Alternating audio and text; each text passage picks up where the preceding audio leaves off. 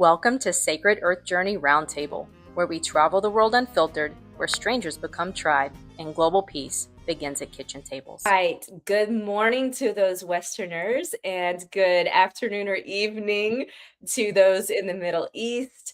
I am Anna Saladino, your host for Sacred Earth Journey Roundtable.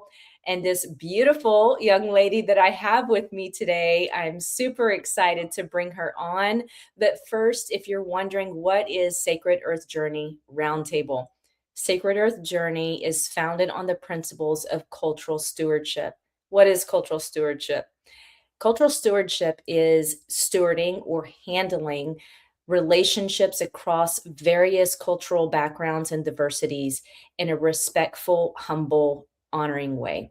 That's really all it is. It's very simple. In today's world with technology, social media, AI, propaganda, and the speed of which information travels the universe, so many misperceptions and so many falsehoods can be delivered quickly. And let's be honest, we tend to take those and claim them as gold, and we begin making decisions based off of myths, misperceptions, and propaganda. Here at Sacred Earth Journey, we are trying to help solve that problem. So, without further ado, I want to welcome you to my very dear friend, Ritika. Ritika, I'm going to let you, as I normally do with my guests, as just take a few minutes and tell us about yourself and your background and maybe how we connected. Go for it.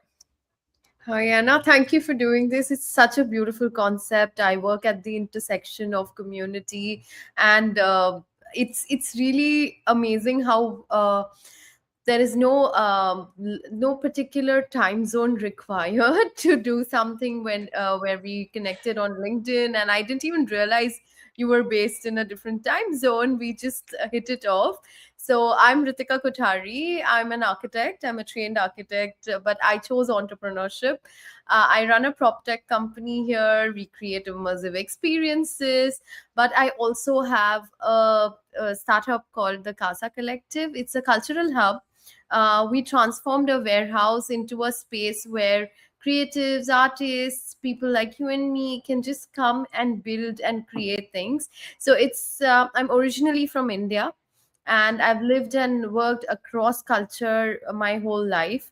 And honestly, right now, when I'm working at the intersection of culture, community, and technology, it's literally where all my most interesting things happen throughout the day. So, yes, thank you for doing this, Anna. And that's a small Absolutely. introduction from my end. No, absolutely.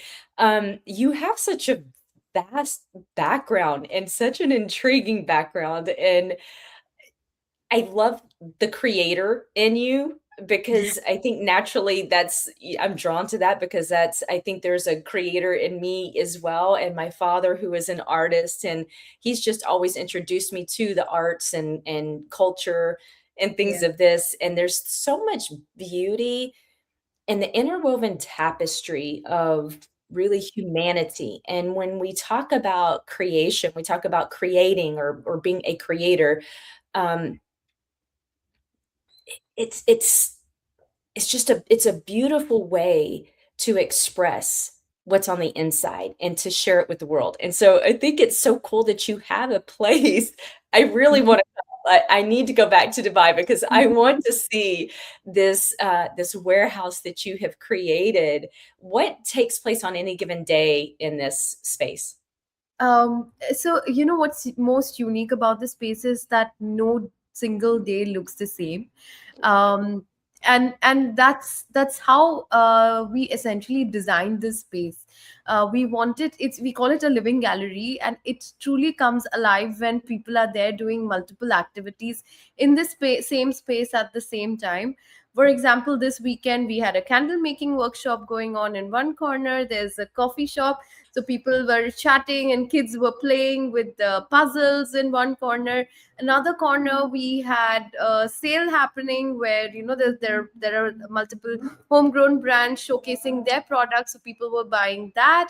And then in another space, there was also a live podcast recording and streaming with live music, and it just I mean, to anyone hearing it now, it might sound like absolute chaos, but it's so beautifully designed that all of these things came together. People from a workshop went to listen to the music. People who were listening to music went to shop, and of course, everyone had coffee. So it was an amazing vibe, and that's what I feel we are all missing in this Yeah. age of technology. We're missing that human connect and the cross learning and vibes that it naturally come across this in this space we've designed. Yeah.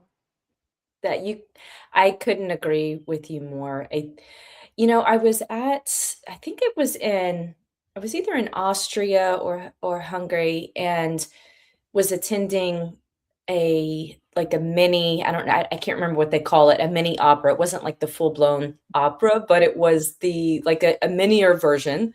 Right. And I was having a conversation with a friend about how beautiful the experience was, because the artists, they were so engaged with the guests while they were performing. They brought the guests into the experience, and to be there live in person, it was such a transforming experience, such an intimate experience. And we were having this conversation, this friend of mine who is in acting, and he was telling me about how AI and technology, it seems like it could really eliminate the human actor. But then as the conversation went on, we came to the conclusion that no, because the human person thrives on human connection and interaction. As much as you engage with AI, and I have so many questions for you with that side of your work, but we still need that human connection. We need to be around human energy and human bodies and human voices and the human soul to interact with an individual who there is a soul contained in that body, and each person is so vastly different and unique and beautiful. So I love that you're creating this space. Um, have you come across any, because you're located in Dubai. Yes. This is a melting By pot. itself, we have around 200 nationalities over here, and all of us, it's so multicultural and it's so beautiful. All of us coexist. So, yeah. And I Um, think so many people who have not been to Dubai, they're lacking this knowledge. They're just unaware that so many cultures are coexisting in one place. And when I say culture, again, this could mean ethnicity, it could mean faith, it could mean identity, it can mean so many things. yeah. So Yeah. let's talk now, Ritika, about where you're located. You're an Indian woman, and you're a woman, and you're in Dubai, and you've started all of these things, and you were an entrepreneur, and you're doing well. Your role in the community, I can already sense it, is a very strong one. What is the reception that you have received, and has there been any kind of like pushback or any challenges that you've received from anyone? I think Dubai is one of the most genuinely multicultural cities on the earth. And when I talk about it, I've worked in India, I've worked in Bombay, which also is very multicultural in its approach. But 200 nationalities is a different ball game. Like Casa Collective exists because if I had to just see in our small group, my co-founder, she has African Indian roots, but she grew up in London. Our curator, she grew up in, she's Greek, but she lived in London most of the life, and she married a Indian British person. And then we have a creative director who's French, married to a English guy, and then we have another partner who's Indian, who's married to a Dubai person. So Dubai culture is, we call them third culture kids, because they are not from where they belong, right? They grew up in Dubai, and it's a different culture on its own. So when I look at our little group, the founders that built this space, there is so much diversity. And what surprises me is that all of us could put in all our thoughts and bring all our cultural nuances and references and still build a space where any person walking into that space feels at home. So when I yeah, so of late I've been supporting the community due to the war, and we've just Yeah. opened up our doors to people, whoever wants to come, create, display products. Um, the conversation that's happening is that, you know, we love coming to this place. We feel that it's home, Yeah. and that's how we had actually envisioned the space to be, and that's what Dubai is all about. Yeah. I'm not just talking about my space. Dubai as a city, as a concept itself, the leaders have fostered this coexistence. You'll find a temple here, right next to it there is a church, right next to it there is a mosque. So all of them are in like a 2 kilometer radius. Where else on earth would you find this kind of a religious ecosystem as well Yeah. in in a similar space? So I feel if you have to talk about Dubai, the leaders, the vision they had of bringing everyone together and giving that feeling of home to each person living here, they have really guided everyone that lives Yeah. here. And in every small business that you see, that larger vision has trickled down. It's so beautiful. And here's one of the misperceptions that I had, that one of the ways I was influenced and taught was literally to distrust and fear a certain people group. And it wasn't until I started traveling immersively in other countries in the Middle East and Europe and other parts of the world and parts of Asia Sure. that all of those misperceptions were just annihilated. And I remember my first time being in Iraq, and Iraq is not, and in Dubai and so many other Middle Eastern countries where there are literally churches and mosques right next to each other. Yeah. Yeah. And there's no problem. There's no problem. But yet here, there's a problem. Oh, it's bad. It's they don't eat. And I'm like, that's actually not true.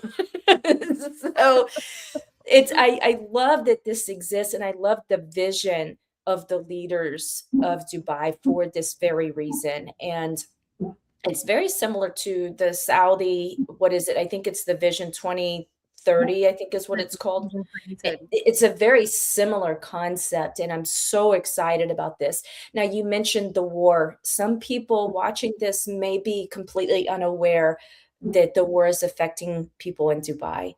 What is what's the feeling? What are the emotions of the people that you are interacting with? How are you handling the situation? So, the first 2, 3 weeks were really confusing for everyone. Um, People with kids were more scared Yeah. because it's very difficult to explain.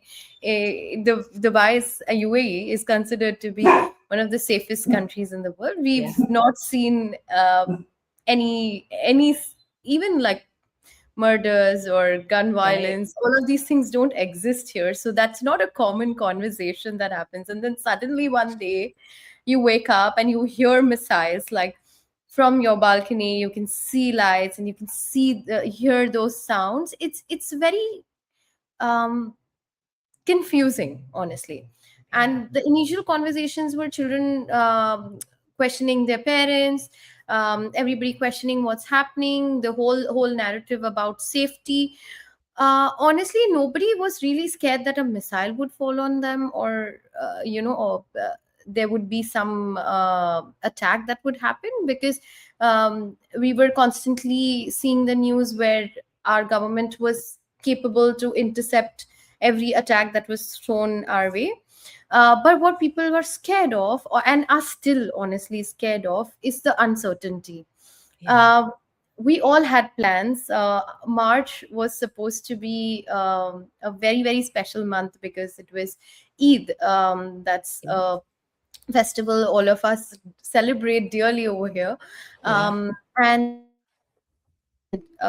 people were not in that spirit to go out and shop as they usually would. And that affected a lot of local businesses. The other backbone of UAE is tourists, and if you see the streets now, or you go to the beach now, I mean, we feel great, it's empty, but honestly, it's affecting the economy. Yeah. Yes, Oh, yeah, a lot of hotels, a lot of restaurants purely run on the number of tourists that they can cater to. So wow. yes, there has been a lot of mm, I would say unsettled environment. But since the ceasefire, things have started falling into place. People have started moving out. In fact, from today, the schools are open. So that's always a good sign, when Yeah. the kids are taken care of. But the government took a day to train the teachers in case of any emergency. So today there was a complete drill, complete training for teachers Wow. that happened. And then from tomorrow the kids will also be trained. So it's all, what I love is the level of preparedness the government Mhm. has. They've not faced this ever in their lives. Right. But still, the way there is no panic, even during the whole missile alert things that were going on. If we got an alert on the phone and we were like, probably out sipping coffee. One day I was with my partner, just having a drink at the golf course. Obviously, we heard sounds, and then we were just like, "Ah, it's okay. Our government is, actually fighting." So overall, overall, if you see, we were not really panicked, or there is enough food and water and Yeah. electricity. So I wouldn't say that the war has affected us in a way it might have affected Beirut or probably Iran itself. Yeah. um, we we were collateral damage, and I think it's the long term that has been Right. affected. And I feel Dubai kind of has the power to bounce back. The government has Yeah. already announced aids. The banks have already deferred interest on loans, and there's a lot of support for small businesses like ours. We were badly affected.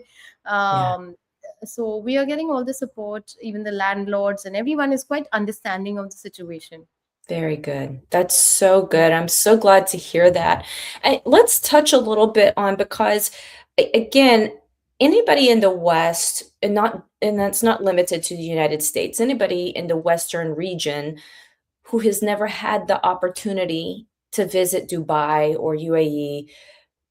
Let's talk a little bit because in their mind, based on social media and the news, there's this vision of what it's like to be in this country and that it might be kind of scary and that people are going to force you to convert to a religion or you have to, cover your head if you're a female and all these misperceptions.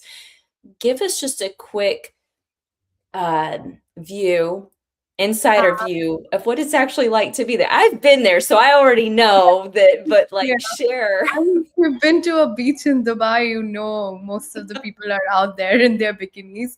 But I also feel, I'll tell you a personal story. I moved from Bombay to Dubai. Bombay is quite open culturally. It's very similar to New York in its approach. So I would definitely, wear skimpy clothes and walk on the street.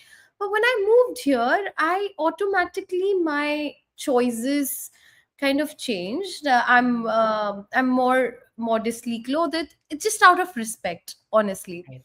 It's not that somebody is sitting on your head and telling you to do a certain thing, but it's a culture that you're living in, right? And you kind of like imbibe where you are, and the peaceful vibes here, you want to be very centered, you want to be in flowy clothing, you want to be covered. You don't feel that urge to, oh, I want to, like, show my midriff, or I want to show my thighs. You don't feel that.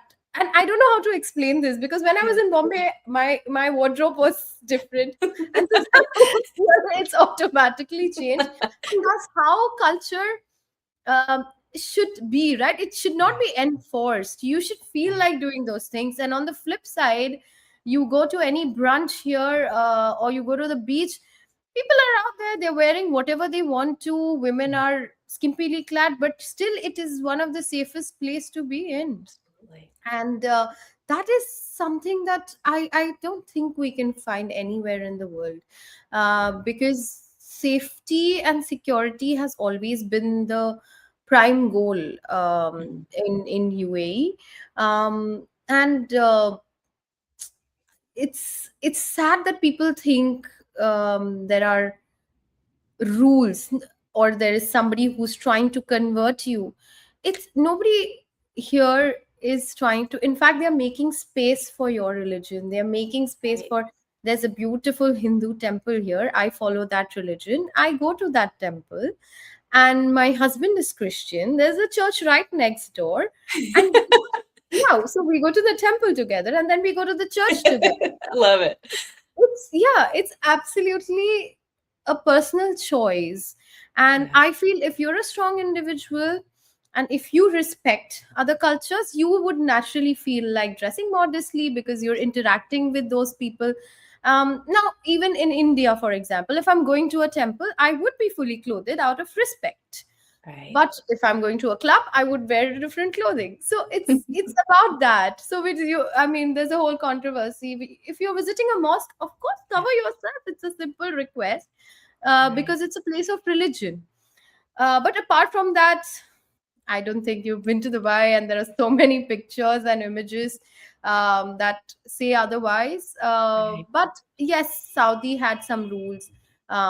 They are also relaxing their rules because they want more people to come in. Absolutely. So that shift in Saudi has also started happening, Yeah. and yeah, I think people should just visit Dubai and then see it for themselves. Absolutely. I maybe one of our journeys soon with Sacred Earth Journey will be to Dubai, and we'll have to collaborate on that. But I want to continue the conversation in this direction. I do have again so many questions for you. We're going to take just a real quick break, and we'll be right back.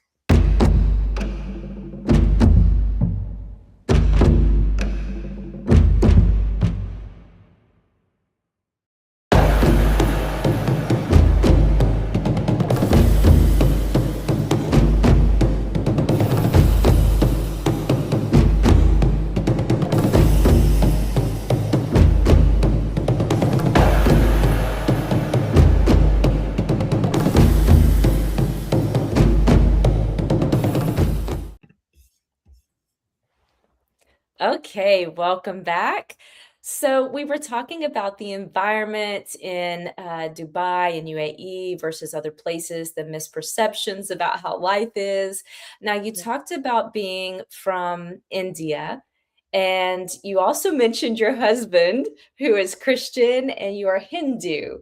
Have you, as a couple, and as an individual, have you ever ran into uh, either kind of like pushback or challenges or just like questions like what are you doing, especially from family?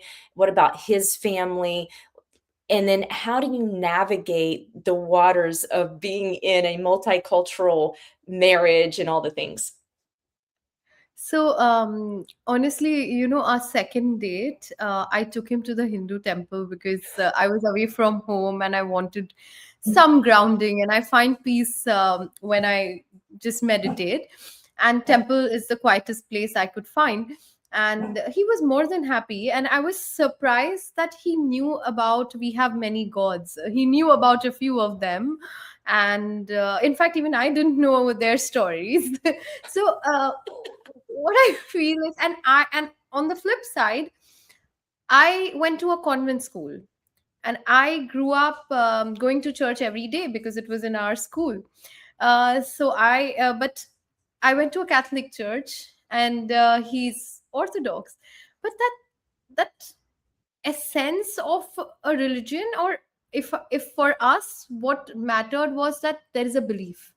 Yeah. So it doesn't really affect our day to day. But I was really concerned about my extended family. I was like, they've kind of never probably questioned me directly, but they must be wondering, oh, because the food habits are very different. Mm, We're not a meat eating family, otherwise, my mhm, extended family.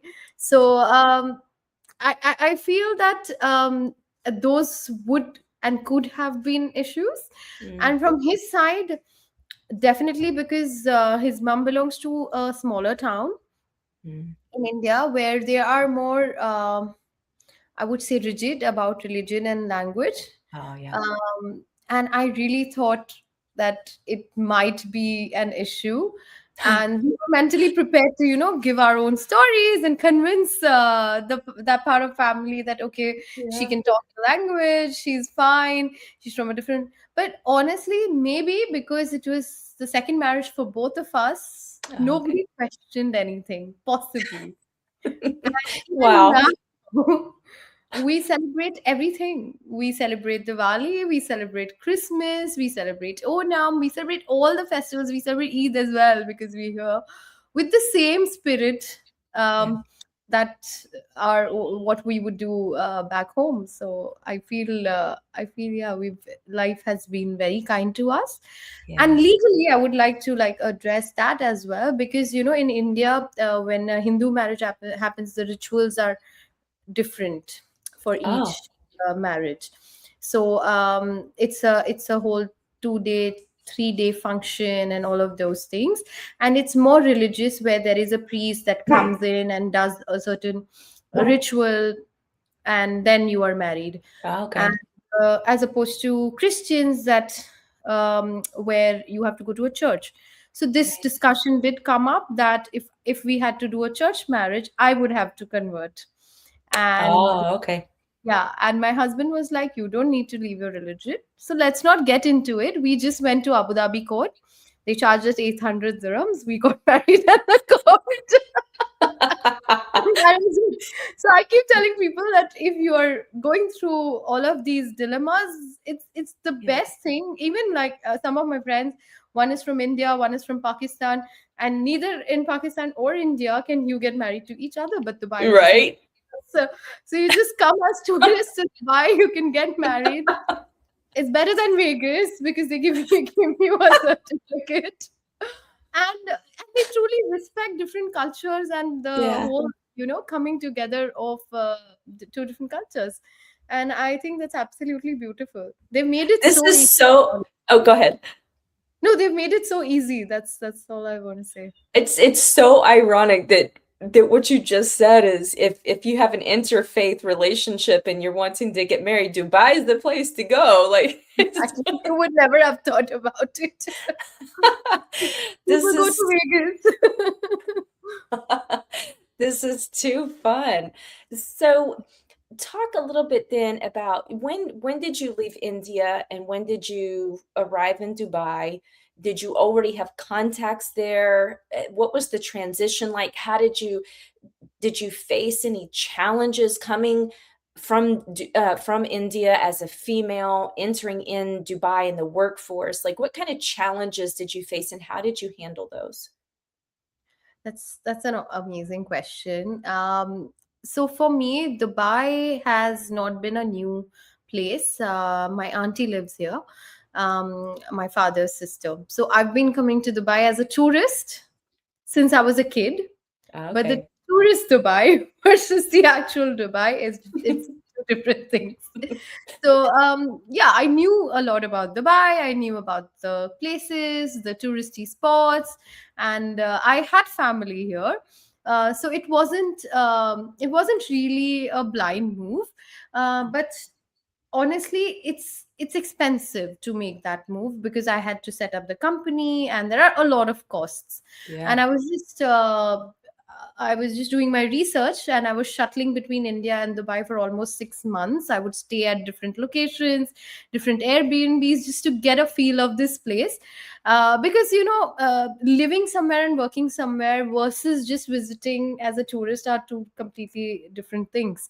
So I did all my research, and while doing that research, one day I called my dad and I was like, with all my savings and a little bit more, I still wouldn't be able to survive here for more than a year.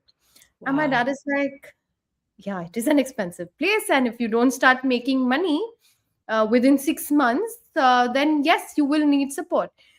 So he said, let me give you that seed money, initial 6 months, so that you are, 100% focused on setting up your business and work.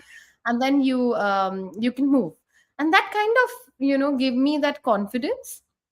And when I moved here, honestly, it took me 6 months. Though I would say Dubai is the most welcoming place, uh, because people are from different parts of the world and they are more than willing to guide you, help you set things up here. There are Wow. some that also take advantage of the situation. So Sure. finding the right people is very, very important here. So when I moved here, initial 2 3 months, I was very homesick because I didn't know too many people. I didn't know how to set up my business, how to like go and meet. And I don't know, fate on a dating app, I just happened to meet my now husband. And he kind of like became the anchor. So I would tell everyone that you need somebody who's lived here, been in this ecosystem at least for 4 to 5 years to Yeah. walk you through it, or to kind of, induct you. Because that orientation is very important. Bombay, in its approach, is very, very different. It's very transactional. People will catch up on online meetings, just talk work, Wow. as opposed to Dubai, where you just meet people for coffee. It's more relationship based. And I was Absolutely. used to that. Honestly, I was like, why is this person meeting me 3 times in a week for coffee and not doing any work? I'm here to do work. This is what they mean by Middle Eastern time. It's so slow. Exactly. It's slow. It's slow. And coming from Bombay, which is like it's literally at New York base, uh, it was 6 months were like, what am I doing with my? I was questioning everything possible. And not because I'm a woman, it was easier because I was a woman. There were a lot of men, plus I was single. So there were a lot of men who were more than willing to help me out. This is good. Okay, ladies, take note. Single Yeah, ladies, take note. If you want to start yes. your business, go to Dubai. Definitely easier. There are so many men who would be interested in helping you. But otherwise, I truly found on Meetup, there are so many apps. I truly found my community, from one person to 10, to those 10 becoming 100.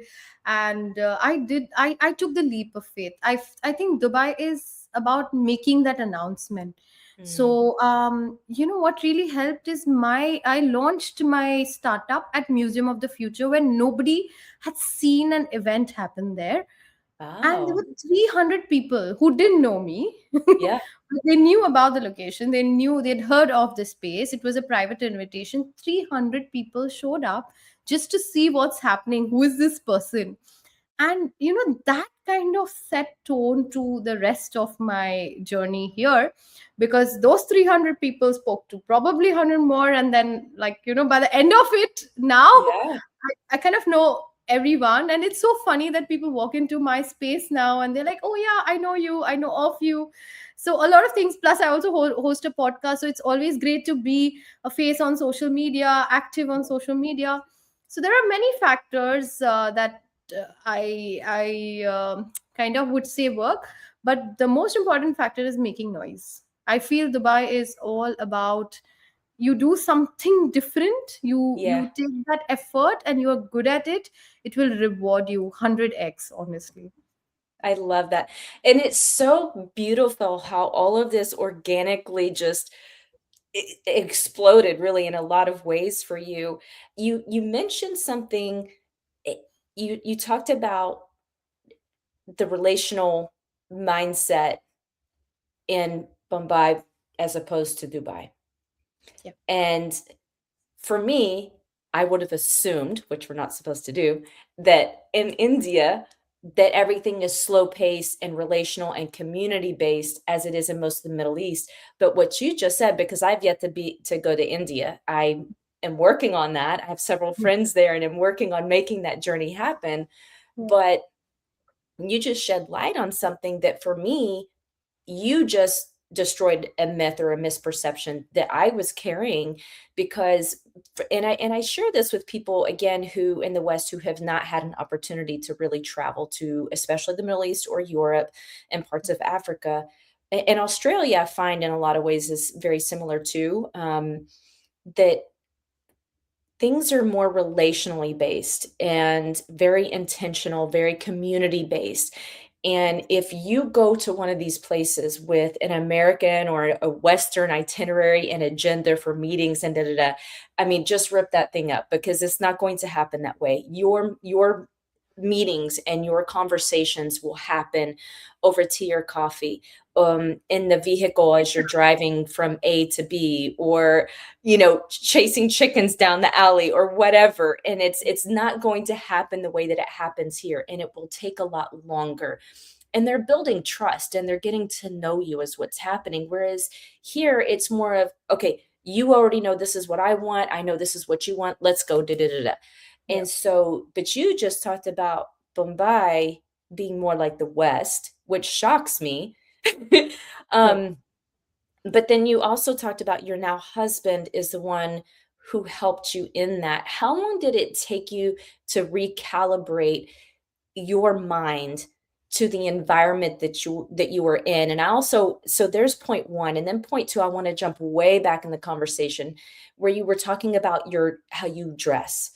And you mentioned dressing one way back home and then coming to Dubai and you began to change the way you dress. I love that you made it very clear nobody's forcing you Yeah. to dress a certain way. You chose to do this intentionally out of respect, out of honor, and of the environment that you are in. And this is so strategic and it's so smart and it's very respectful.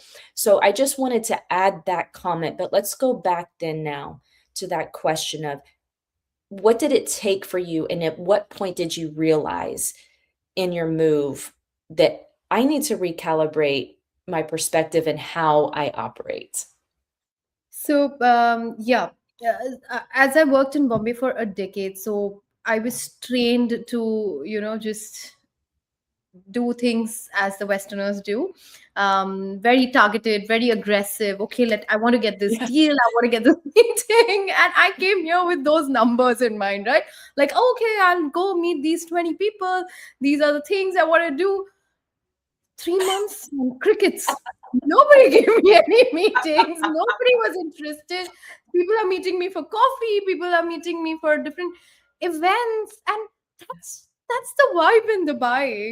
You cannot talk work on your first date or on your Absolutely first not. meeting.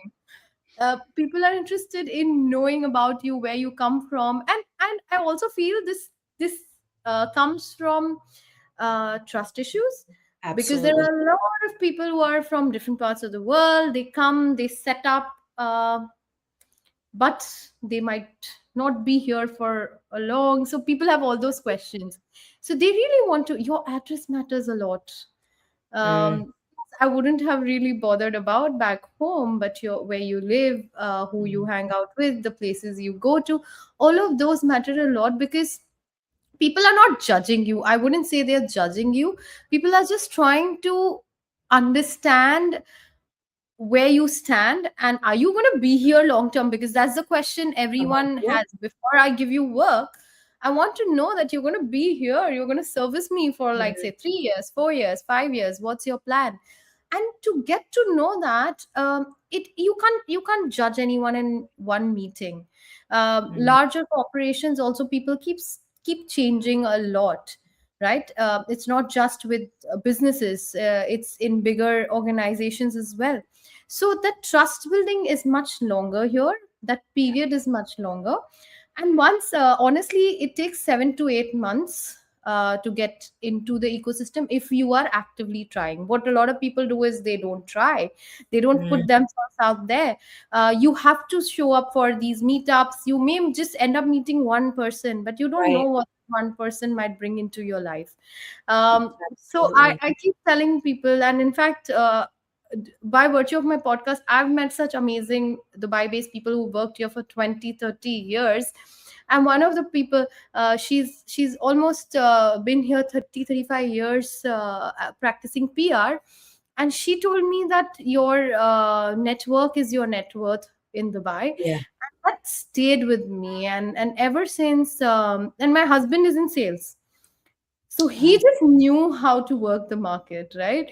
So when we were dating, we didn't speak much about my work, but at one point I was just like, nobody's meeting me, nobody's giving me work. How do I get work? And he's like, what are you doing? And I told him, for coffee. They just meet me at bars, and we just go for shisha, but it's not converting. And he's like, did you build the trust? Did right. you did you tell them what you do? Did you register your company in XYZ place? All of those things matter so much, Yeah. because I was registered in a free zone which was not that trusted. And when I changed to a better one, I got an office. There was a Yeah. shift in energy. There was a shift in the way people perceived and the way the project started coming in. So Mm, yeah, he taught me patience, because he's born and raised in Dubai, so his pace is 1/5 of where I am. It's so, because this place is very system driven. yeah.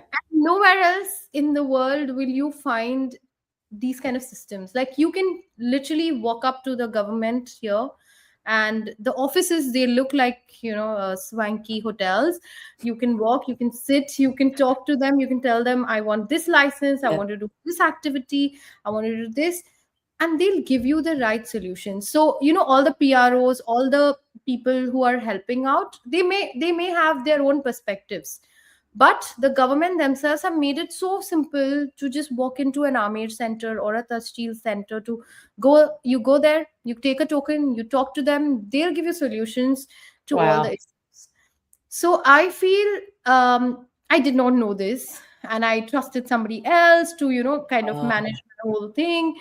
And that's what was my learning, that I yeah. should have taken personal interest basis my business, because I have two different businesses of very different natures.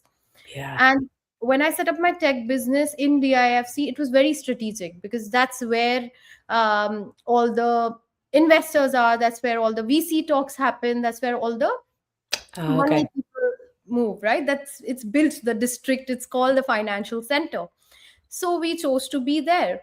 But when I thought of opening a gallery, I went to a more design based space where there are warehouses. There is a whole avenue called Al Sarkal, which is very close to where my gallery is, where they are supporting, like, the government has built that space. It's called the Alpus Wow. Creative Zone, and they are pushing creative projects there. So it's so important. Now, in anywhere else in the world, a location wouldn't matter as much as it does Yeah. in Dubai.